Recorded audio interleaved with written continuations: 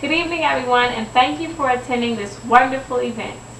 I'd first like to start by congratulating President Barack Obama on his recent inauguration, becoming the 44th President of the United States and our first black president.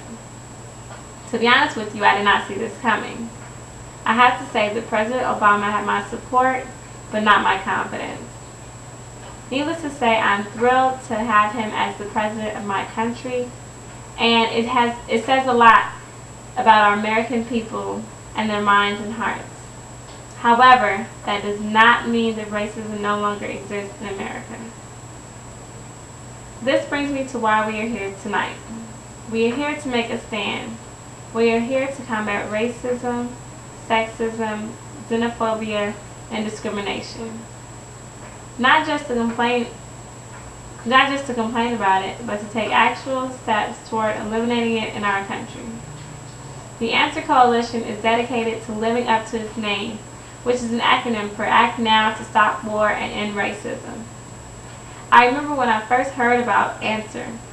It was just a few months following the 9/11 attacks, and I felt like Muslims had become the new target for discrimination and racism. And the society seemed to have no problem with it. Being an American Muslim, the discrimination did affect me, and what hurt me the most was that many Americans were in agreement that this discrimination was justified. So when I heard about the Answer Coalition standing up on my behalf, not only did I feel relieved, but I felt compelled to join. Here it is almost 8 years later, and I have Malika Amir, Executive Planning Coordinator, on my desk at the Answer headquarters. I would now like to introduce you to someone who has used her influence, position, and her voice to fight discrimination all over the world.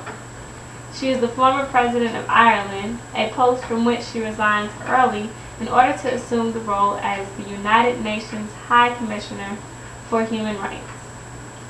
In her speech at the World Conference Against Racism, she recognizes the problem of racism and xenophobia in her country and around the world.